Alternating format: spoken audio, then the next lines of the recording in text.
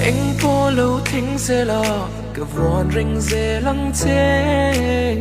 thì na châu lâu chuan miên trên sông luồng tì rô mà sẽ sinh nun qua nâng na đua cẩn thận tu ra đua anh mà đã khát lâu năn na kia po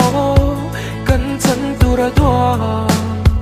vui thấy cần đi lâu qua đây là đi xí anh suy biết